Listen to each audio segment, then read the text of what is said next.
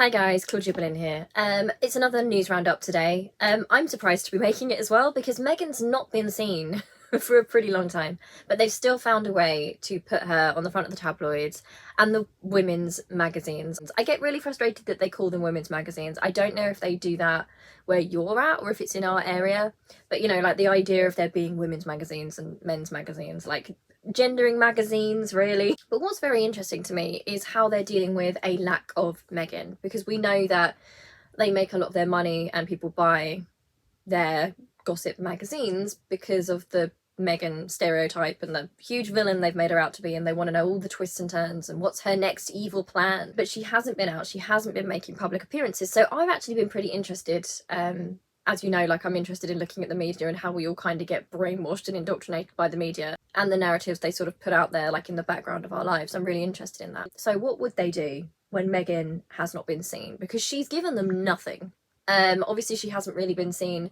Harry's been doing his interviews about his book, and of course she can't do right for doing wrong, because if she was with him then she'd be accused of like taking over and it's his book, what are you doing? She'd be seen as like the controlling wife and he's like a puppet. But because she's not been there for any of the book events, now they're making out that she is cold and abusive and narcissistic and basically just I don't know, she wants Harry to embarrass himself, and she's left him now, you know, she's done with him. You know, she's plotting, she's scheming, she's tricked him, she's used him, she's now leaving him, and all these things exist simultaneously to these people. That's what fascinates me so much with smear campaigns, because they can believe all these different things like at the same time. It doesn't have to make sense to them, it just has to confirm their biases. Sorry, by the way, if my throat keeps like croaking, I'm getting another cold, I don't know why. So what we are seeing in the absence of Meghan is we're seeing a lot of pro-Kate stuff. So I don't think that's surprising. I think especially this was always going to happen after the Queen died. I think they've got a situation where Camilla's not going to cut it, you know, even with a lot of dedicated royalists. Like, they are trying to sell her, but I feel like it's not going to go over very well with the majority of the British public, and they know that. So it's like they've kind of skipped a generation and they're using Kate Middleton, because what can they really brand Camilla as? You know, they can't really brand her as the nation's, I mean, the Queen was the nation's grandmother, right? I put that in quotation marks. That was how they made her seem, you know, they portrayed her as this wise woman, like this grandmotherly presence. They can't really do that with Camilla. They can't really make her into sort of a mother figure because of the Diana stuff. And I'm not making any comments about her own sense of being a mother and what sort of mother she is. And when I talk about Kate as being branded as a mother, I'm not trying to say she's a bad mother or get into her parenting. I don't know what she's like as a parent. I don't know what Camilla's like as a parent, but I think it's certainly more difficult in that narrative to spin Camilla as the mother situation. So you can see all that energy is going on Kate, and she's almost a lifeline to them, I think, which is pretty interesting because Kate doesn't have an awful lot to say in public. I don't know her in private, you know, I've got absolutely no idea what she's like in private. She might have the best possible ideas and be this creative thinker, I don't know. But she doesn't speak, and that's been her thing, hasn't it? You know, very quiet. She's playing into the English rose stereotype. Keep calm, carry on, wife, mother, support to my husband, never make a fuss, never get into anything politically, or anything that even veers into anything political. I do think there is a sense of panicking, because this is why I think, and I will get to these magazines, but you know, the royal family has really destroyed itself here, because they did it with Diana and they did it with Meghan. Imagine if they'd retained what they called the Fab Four, because Meghan and Harry kind of bring something different and younger. And just from a PR perspective, now I want the royal family as an institution, not as people as a family, but as an institution to completely fail and fall apart. I do want that. But if I was thinking as a PR person, I would have done a lot to keep the Fab Four in play, just because you're hitting different demographics with it. That just makes sense to me. For some reason they're not using William. I'm not really sure why, and I'd be interested to know. I can't quite figure out why they're not using William at all. It's like they've bypassed him and they're now going for Kate. So they're putting all this effort into building Kate up. And something I've noticed is she's being built up rather than for things she's doing, with the exception of the Shaping Us the New campaign. She's usually held up as a comparison to others. So, you know, to be compared with Meghan, the English rose versus the American, outspoken, biracial woman. And I do think the firm is panicking because how on earth do they brand her? So that's what you're seeing with Kate now. They're desperately trying to give her that edge to act like, actually, yeah, she is kind of political. She can't be political, but also, yeah, she secretly does feel those things and she wants to help society. And, you know, they're trying to make her into like a kind of businesswoman, but only in aesthetic. Basically, they want her to be what Meghan is. And I know that sounds like a mean thing to say. I'm not commenting on her as a person. The branding is essentially trying to make her what Meghan could have been, but I guess what Meghan never would have been, because it requires just the aesthetics of politics and girl power, like girl power, being a girl boss, without actually saying anything. So that's just very, very interesting to me, the Kate rebrand. I did make a video about Kate the mother, and I'll probably like keep looking at this. But what you'll notice is even in the pro-Kate stuff, it's not usually enough to talk about Kate alone, because there isn't enough to say, like there's not enough substance. So usually they will resort to mentioning something about Meghan in a negative way. So people think, oh, well, she's not Meghan though. You know, that's why we love her, because she's not Meghan. So let's start with Love It magazine. And this one made me laugh. It shouldn't make me laugh, and I'm not actually going to put it on the screen. But basically it's got, I might be able to put like a tiny bit of it on the screen, but it is so horrific and triggering. Unmissable, love it. And then some of the most horrible things, and something you'll notice with some of these gossip magazines, I don't know why they're called things like love it, having a great time, living the great life, and then it's like just trauma stories on the front as if it's entertainment. But Kate's made it onto this, and it says Kate wins her war with Meghan. Okay, so inside it says Kate shuffles her pack, and there's a picture of Kate smiling and looking, again, it's the aesthetics of power and being empowered and politics, right? But it is just aesthetics, that's all it is. So the idea with this particular article is that, you know, the idea that she's shuffling her pack. So the narrative is that Meghan is like the pantomime villain, and for a while she's been defeated, and she's crawled off somewhere to lick her wounds, but she's planning her next attack. So Kate, you know, the good queen here, you know, the good figure in the story, is amassing her allies with kindness and goodness and dignity. She's getting ready to face the next attack from the Wicked Witch. Like, that's the narrative, isn't it? You know, Kate is our heroine, having to endure this wicked person. And then there's this picture which just says, Meghan is losing the popularity contest with Kate. And just a picture of Meghan smiling in a way that is fine, but I know that racists are going to look at that and think, oh, doesn't she look sneaky? Doesn't she look sly? she's kind of looking at an angle, and they've placed it, the placement of it compared to Kate almost makes it look like she's staring out of a little portal at Kate's, you know, looking over with evil in her eyes. It's interesting, actually. It starts out as Rishi Sunak was restructuring his cabinet ahead of the coming general election campaign. The Princess of Wales was preparing for her own mini reshuffle as she too goes into battle. You know, so obviously straight away the links to politics, it's trying to like link those situations. Not sure you'd want to be linked in any sense with the current Tory government, but you know, it's mostly actually about Kate rebranding. So I feel like this would get too long if I read you all of it. But for example, it's talking about how she is hiring new people. So they actually describe it as a hiring spree. And they describe that she's appointed a branding and marketing expert to be her new private secretary. A highly significant gear change from what has gone before. So she's chosen a branding and marketing expert, and someone who is described as sharp-elbowed to be the new right-hand woman of Kate. According to this article, her job is to take brand Kate to the next level. Now, what I kind of want to think about with this is how they are openly celebrating the fact here that Kate is operating as a brand. You know, she's thinking strategically, she's thinking in terms of PR and popularity and getting her message out there. And there's nothing necessarily wrong with that. I think if you're in that position, you know, your job is to ensure the future of the monarchy, and you're going to have to do some PR. But think about how this is portrayed. So this is openly talking about how Kate is brand building, right? It's supportive of that. The fact that she's found somebody who's going to be able to market her and her message. Now, when Meghan speaks or does anything or does any projects or collaborates with anybody, you know, she is accused of the same thing, but in a negative way. I mean, the most recent South Park disgusting cartoon basically implied she was this empty person that only wanted to be a brand, right? When Meghan does it, it's considered ambitious and Machiavellian and attention-seeking and self-absorbed and a sign of somebody who just wants the limelight and is obsessed with how people perceive them and wants the public to perceive them well. Yet when Kate does it, this is a very pro-Kate piece, but in the piece itself they praise the fact that she's trying to build herself up as a brand and market herself. And this is what I mean when I say that like bigotry and prejudice in Britain is different. I've got a video coming actually about the way racism presents in Britain and how it's kind of specific, really. I've got some examples to share with that. But what we're seeing is we're not seeing Meghan like called slurs by these people. What we're seeing is her judged in a negative way for doing the exact same thing as a white woman.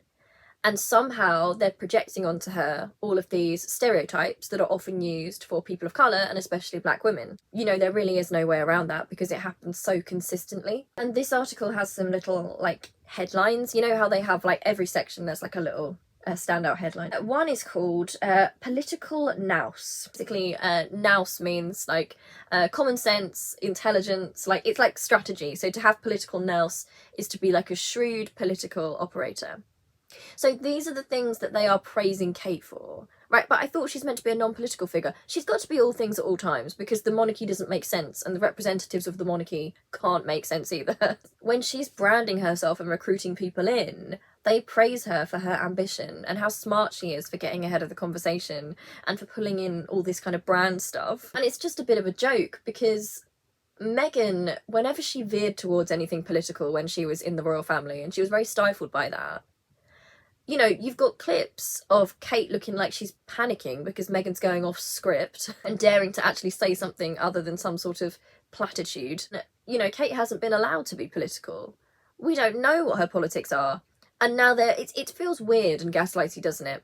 Because when you actually do have a woman who does speak about social issues the way that Meghan does and has, she's vilified. Yet a woman that makes, you know, her whole persona is not to speak is now being presented as the heroine against Meghan's villain because she's so politically savvy. Like, it doesn't make sense. Why is it that people are so quick to look at Meghan and assign the word manipulator to her? You know, why is it that when they see her being ambitious or having ambition, you know, and I think this can be a struggle for a lot of women who are ambitious, but why is it that when she does that, it's seen to be cynical and grasping, right? And like she's trying to get attention she doesn't deserve. Another one of these little headlines is genuine curiosity.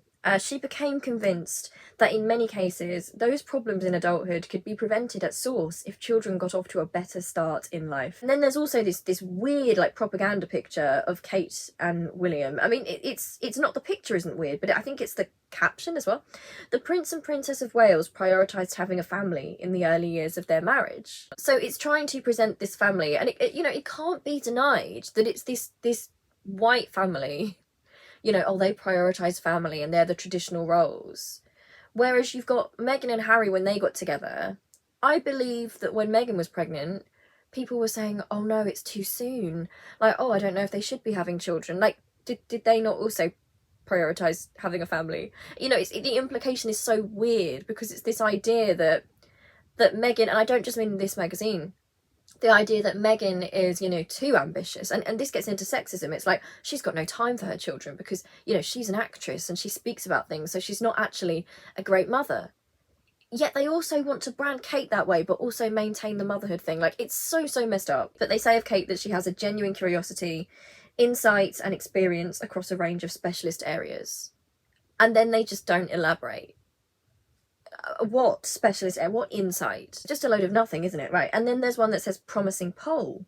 Unlike the Duchess of Sussex, and look, I said this before, but what you'll notice is they cannot possibly manage to big Kate up without bringing Meghan down, because there isn't actually much of substance to get excited about with Kate. And I'm not talking about her in her personal life and her as an actual person, but the persona that she puts out in her role, there's only so long that you can kind of say dignified and stoic and she likes kids and she's a mum, and like there's only so long that can go on for. So they always have to bring Meghan in to compare her against. So unlike the Duchess of Sussex, the princess has an audience that is ready to listen.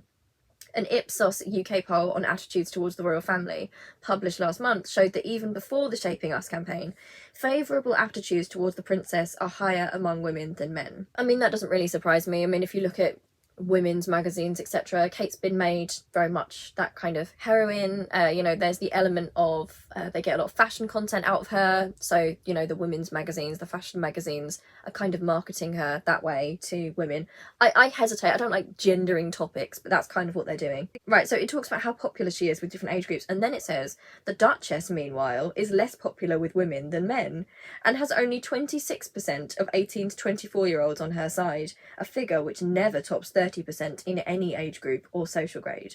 The princess, then, needs no help when it comes to winning a popularity contest with the Duchess, particularly with the exposure the Waleses will have at May's coronation ceremony.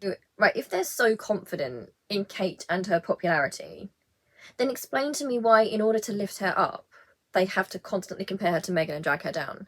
They've had to monster Meghan beyond all belief so that they can create somebody that can be put against Kate, and Kate will look like the heroine against. And it's not a surprise, and this is why you need to take these polls with a pinch of salt when they do them.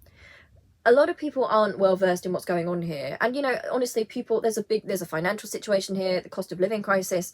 You know, people don't always have time to do this research. They're working hard, all that kind of thing, you know, so all they're seeing is these things on the news and on the tabloids and on the gossip things when they go to the shops. You know, over a long period of time, there's been a smear campaign against Meghan. It's not really going to be a surprise that if they do opinion polls, if it's people who aren't actually, you know, well versed in what's going on, if that's their exposure, it's not going to be a surprise that that's going to come out. It doesn't even mean that Meghan is unpopular. It all depends on who they poll, etc. But there are lots of biases at play. We've got a lot of racism going on here, a lot of other sorts of insecurities going on here.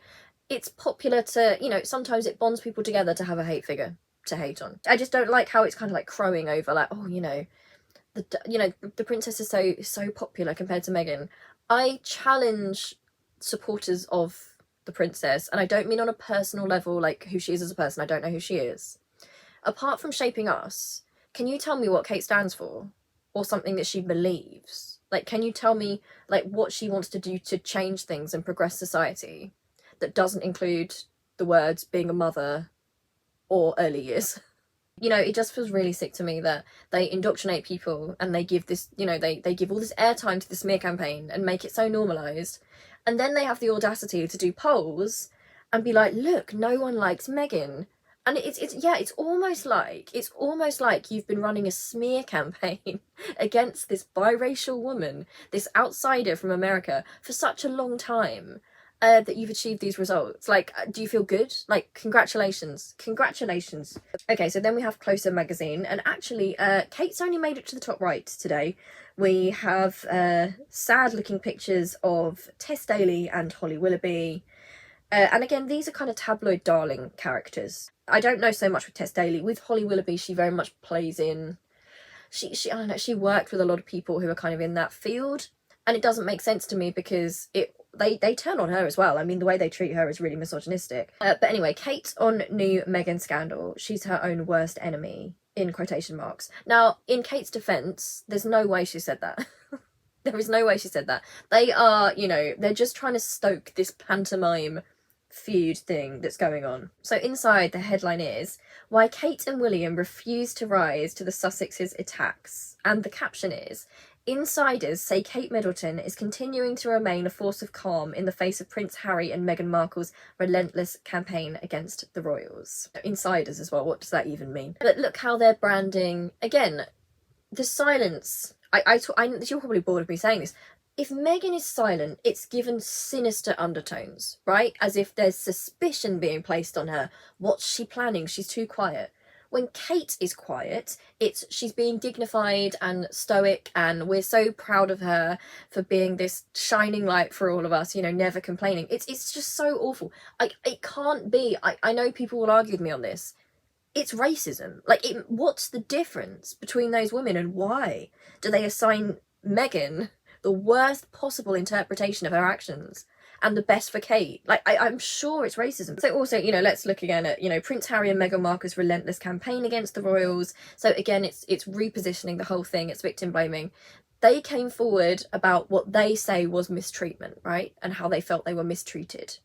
And yet the way it's reported has been to turn that around and act like, no, they just popped up and fired a shot, you know, and that's how it all began. And this is, you'll know this if you're from an abusive dynamic, or you've been in an abusive relationship or an abusive family situation. If you understand abuse dynamics, that's what they do. It's called DAVO. It's called deny, attack, reverse, victim and offender.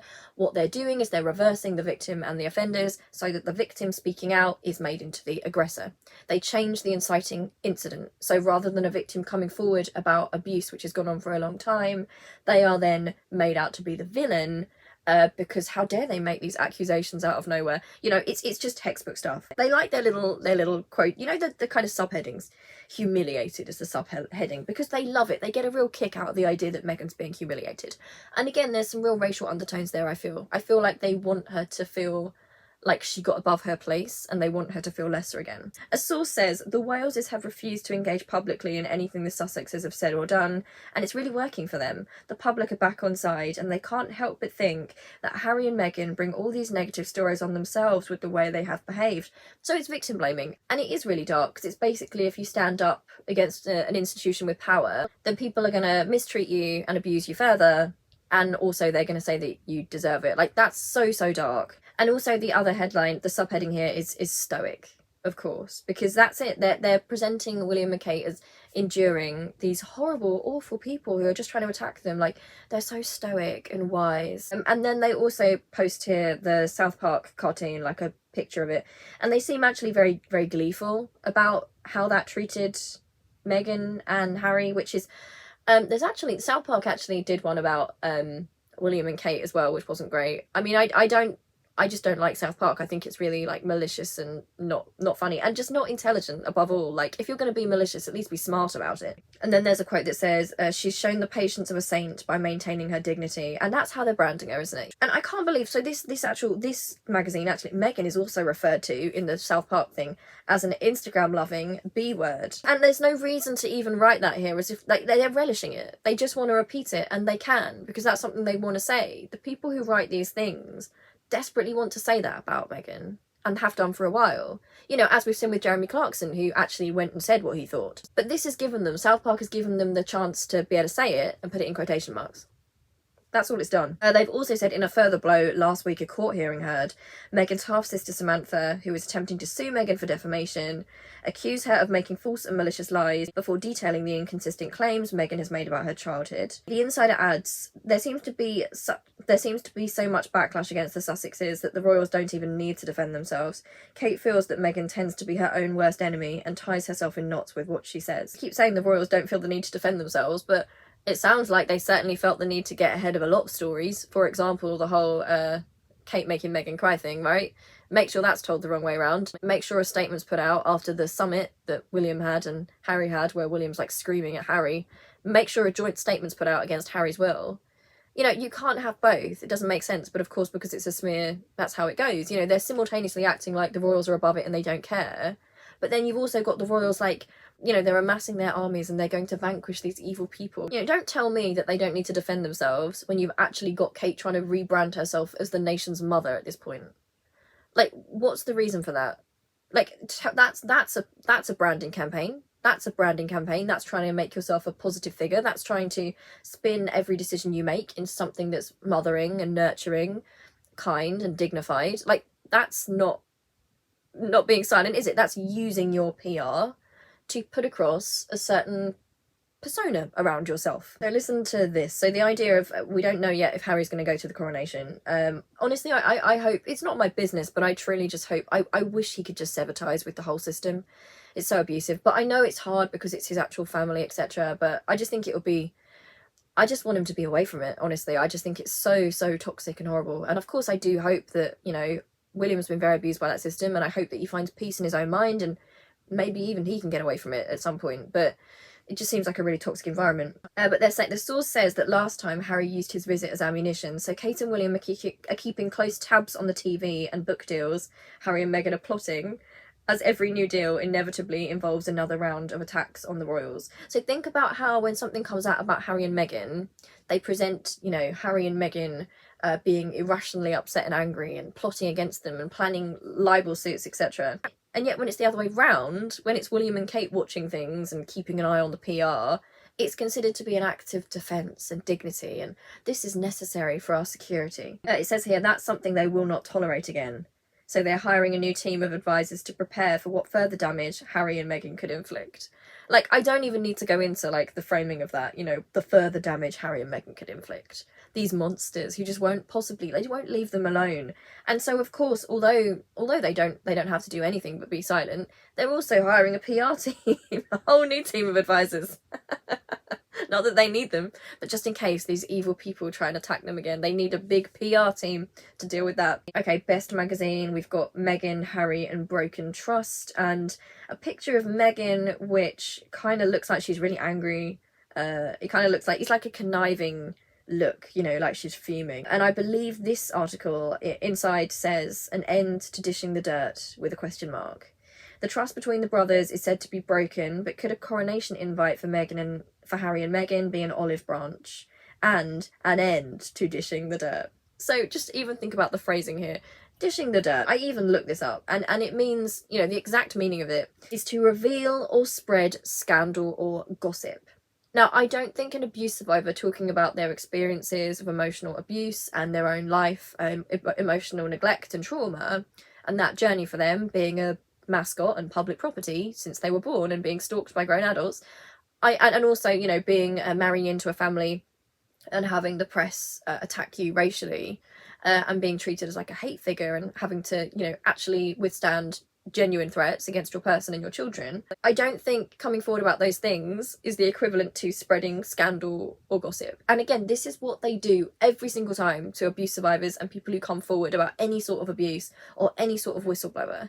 They kind of belittle it, right? They change it into, this person just wants attention. They just want gossip and scandal. And what we're not going to do, and this is why I'm so glad to talk about this stuff on my channel, because we're not gonna sit and stand for that. Every time I see it, I'm gonna say what I think about it, because people need to realise and they need to know, if you're in a situation like that or you've been in one yourself, there will be people out there, a lot of people, who will not accuse you of being narcissistic and trying to, you know, get attention and, you know, put you on trial as a victim. You know, I swear to you, there are a lot of people who understand these dynamics and you're just not on your own at all. And they actually refer to here about the war of words that Prince Harry has waged against his family. You see this in abuse cases all the time. Coming forward about abuse is seen as starting a war. You know, actually starting a war that Harry waged. They're blaming the victim for asking for some accountability and for putting his side of the story out there and for talking about how he's been hurt. He's apparently started a war. An expert here, a royal commentator, Valentine Lowe, the author of Courtiers, The Hidden Power Behind the Crown, added the prince would be furious about the betrayals of confidences, which I assume, I can't see the whole page. I think that means William. So William's going to be so furious that Harry's broken his trust. And again, what abuse logic that is. Like, he's more angry about, and abusers do this. I'm not saying William is necessarily an abuse. I don't know, I can't say. It certainly sounds like what Harry said suggests abusive behaviour. I can't sit here and say these things no matter what I think. But what I will say is that in these situations, often the abuser or the perpetrator, it feels to them like more of a betrayal or being attacked for their victim to advocate for themselves. So Harry talking about a situation in which William seems to have physically assaulted him is felt as a wound to William, because how dare you break my confidence by revealing that, in fact, I hurt you. It all gets placed back onto the victim. You know, there's no conversation, you know, there's this whole narrative, will William and Charles forgive Harry? They never ask, will Harry be able to forgive them, right? It's not balanced. If they were truly in the centre of this situation, and I don't even think that's the right place to be. I think it's very clear that Harry's been very hurt and is a victim in this situation. I'm not saying other people in the system haven't also been victimised, but they're not being victimised by Harry, they're being victimised by the system. But to truly take an unbiased standpoint here, which is not what we're getting, it's just masquerading as not being biased, you would say, look, I'm sure Harry feels really hurt, and William feels really hurt, and maybe William can apologise to Harry for, you know, the way he behaved, and Harry might be able to apologise to William. I don't think Harry has anything to apologise for, but if it was an unbiased standpoint, that's what they'd be looking at, right? They never ever say, will William apologise for his actions when he physically assaulted his brother? Like, they never ask that question. They never ask, will Kate apologise to Meghan for, you know, letting Meghan take the blame for something she didn't do and for it being turned around in the press? Will she apologise for that happening, or at least express solidarity and say that, you know, she's really sorry that it turned into that situation? They never ask that. Then we have Bella magazine. Meghan hurt and disappointed. Shock plans to fly Harry home alone on Archie's birthday. And the picture of her is kind of looking, I think it's meant to be unflattering, making her look kind of tired and harassed, but still slightly evil, slightly intense. I've honestly yet to see a photograph of Meghan where she doesn't look beautiful, frankly. I just think she's so lucky. You know, imagine looking that good all the time. She's so naturally pretty, isn't she? But this whole thing about Meghan hurt and disappointed over shock plans, Prince Harry could miss son Archie's birthday for the King's coronation, and this whole drama about her being hurt and disappointed, you know, the idea that, you know, oh, they're falling apart, that relationship, and aren't we glad? It just boils down to speculation. It's pure speculation. Will Harry go? I wonder if Harry will go to the coronation. And if that happens, you know, what about Archie's birthday? It's a complete non-story anyway. But also, Harry can't win. Think about it like this. The way they're framing it is they're making sure Harry can't win. You know, if Harry does go to the coronation, they're going to say, what a bad father. Isn't he supposed to care about his children? You know, he hasn't gone to Archie's birthday. But if he doesn't go, if he gets invited to the coronation and he turns it down, he's going to get accused of being petty, and it's going to look like he's let his dad down. Like, they are already setting up their narratives for whatever thing Meghan and Harry decide to do. They will have a way to spin it that makes them look bad. Woman magazine has new courtroom showdown. A picture of Meghan on the front, which says Meghan's family want her lies exposed. Lies in quotation marks, because even they, you know, I'm sure they don't actually want to get sued. New courtroom showdown. After accusing her of lying, Meghan's family want their day in court, writes Emily Andrews. And the tone of this, like, it's unpleasant. I looked up Emily Andrews, and she is some sort of I think she's like a royal reporter or something. Harry and Meghan are no strangers to court battles, with both launching legal cases against various British newspapers in recent years. But now the shoe is on the other foot, and this time it's Meghan's family who are forcing the couple back to court to reveal all. Think about the gleeful tone of that. It's almost suggesting that because they've taken the papers to court, that, oh look, they're the ones who usually do this bad stuff. And now karma's come for them because now they're getting taken to court. There's something so gleeful about it. Like, you know, oh, the shoe's on the other foot now. It's just really uncomfortable. The Duke and Duchess of Sussex have already built intimate details of their lives in their Netflix special and in Prince Harry's tell-all memoir. You know, spilt intimate details. If it's their details, like, what do you mean spilt them as if, oh, they've said too much? It's their lives. What do you mean? Now they will have to submit to a grilling by the lawyers of Meghan's half-sister Samantha Markle, and it may cause yet more grief for the royal family. Again, they can't win. I mean, if say this is the case, right? And this is going to get thrown out anyway, I'm pretty sure. I don't know what the state of it is right now, but to me, it's quite obviously just a control move from Samantha Markle. Like, it's just a way to stay relevant and to just continue to harass Meghan, basically. You know, it makes her the darling of the tabloids, and I'm sure that makes her feel like she has a lot of worth. I believe she's a very jealous and bitter woman who's very jealous of Meghan and has now dedicated her life to trying to tear her down. But, you know, oh, this might cause more grief for the royal family.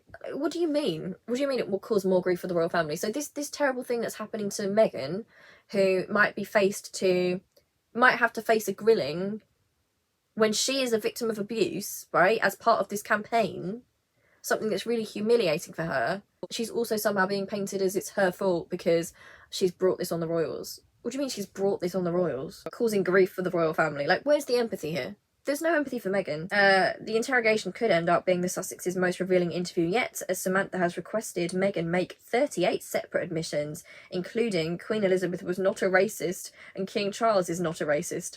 If Meghan refuses, it could prompt more accusations of racism against the royal family. Again, they're setting her up. Like, it's not slick. It's so obvious if you understand these dynamics. Meghan hasn't sat there and said, Elizabeth is a racist, Charles is a racist. You know, and she doesn't have any obligation to say those things to Samantha Markle, of all people, And they're already saying, you know, oh, if they don't answer those questions, then it means that they're saying they are racist. And then what they'll do, if Meghan says, I have no reason to answer those questions, like, you don't have a right to ask me those questions, it's none of your business, I don't have to answer to you. If she says that, which she probably will through her lawyers, they're going to say, oh, look, they're saying that the Queen was racist, and they'll use that to further attack Harry and Meghan. I mean, it's not lost on me. I mean, this particular woman, I looked her up on Twitter, and I believe, if it's the right one, she's got this big picture of Elizabeth, the Queen, the former Queen, as her picture at the top of the page. So I feel like it's quite obvious what's being done here. It's framing them as accusing the Queen of something, because people have this image of the Queen, like, you know, you mustn't say anything bad about the Queen. There's a quote here that says, this will inflict more damage. And it's just this idea that people love it. People are getting enjoyment out of the constant inflicting of damage. It's like, over time, it's like people want Meghan to be torn apart, and they want to see it. They want to see every moment of it, and they want to actually enjoy it. And for what? Like, what has she ever done to make people want that? And also it's described, this is what really, really frustrates me. It's described here as warring siblings. This is a subheading. And it's talking about Samantha and Meghan's difficult relationship, which exploded into public view. Samantha was quoted as saying that her sister was a shallow social climber who'd always wanted to be a princess. According to the book, according to Samantha's book, Meghan told Thomas Sr. to divorce himself from her half-siblings by saying, you don't need them. Samantha claims that Thomas Sr. refused and said, I love you all equally, to which Meghan replied, why can't you just comply? They're calling this war.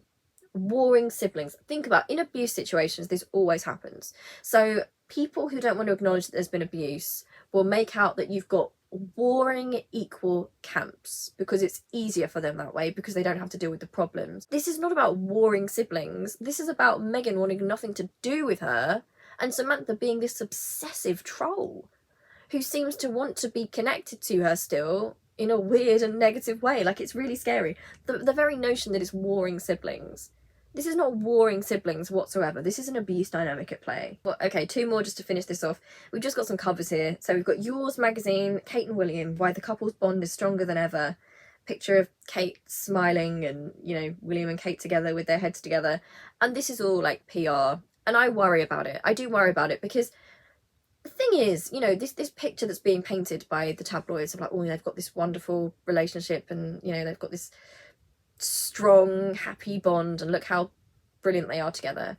You know, do you ever consider, I'm really not saying, this is not me saying, oh, William's abusing Kate or anything like that, but what I'm saying is, I feel like we need to be very careful with the way we present people and their relationships, because what would happen if, say in the future, Kate were to come forward and say she'd been abused by William? I'm not saying he's done this, but in that situation, it would make it very, very difficult for her, because there's already been this PR campaign about the perfect marriage, right? The same thing kind of happened with Diana. So we know that behind the scenes, Diana was struggling, abused, neglected, gaslit, made to think she was crazy. You know, she was going through hell and being really mistreated.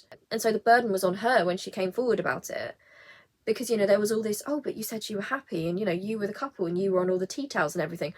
I just think we have to be really careful with that. Yeah, it's weird, you know, this idea that William and Kate are being presented to us as this wonderful couple, which they might be.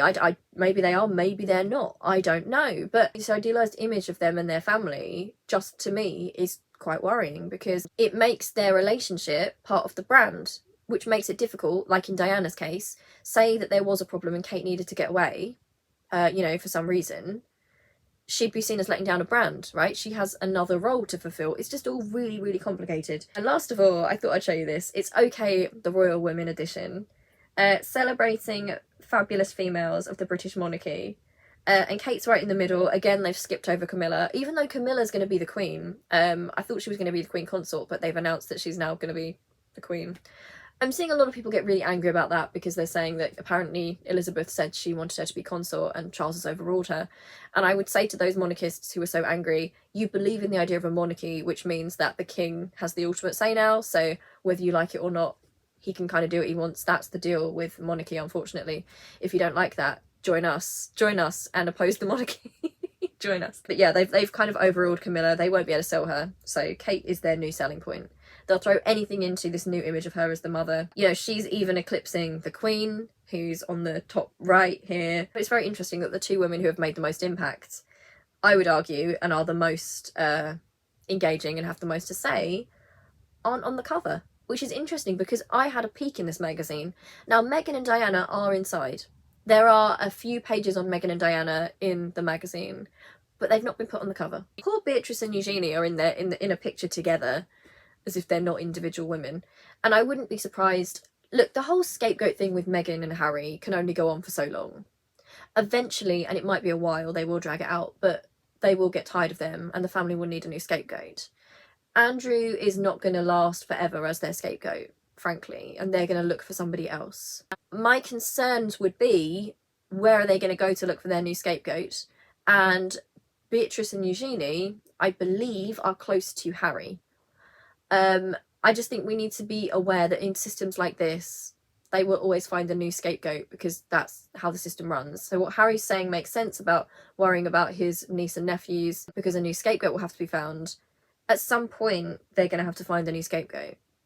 And we don't know when that's going to land. We'll have to watch. I hope the system is destroyed before that happens, but they will need one.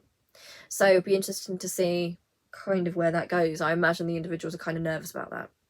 And I also wonder, this is kind of slightly off topic, but is that why Andrew is still within the fold right now? Is he their backup scapegoat? Because if they actually got rid of him, they could no longer kind of put him up as a comparison to Charles. And I think he does serve a purpose in that respect, because they can say, okay, well, Charles isn't the best, but at least he's not Andrew, and it kind of boosts Charles up a bit. That's my theory anyway. Thank you for watching. This is really long. Let me know if you want me to talk about anything in particular. Link me here on Twitter. I have a Tumblr as well. You can message me anonymously on Tumblr if you want. If you want to buy me a coffee, you can tip me at my PayPal, which is in the description box. You can check out my music channel, which is Claudia Boleyn Music. Don't know why the link in the description box isn't currently working. I don't know why. If you just write Claudia Boleyn Music, you'll see my covers and songs and stuff coming up. Yeah, I hope you're all really well. And yeah, okay, I'll see you really soon. Love you. Bye.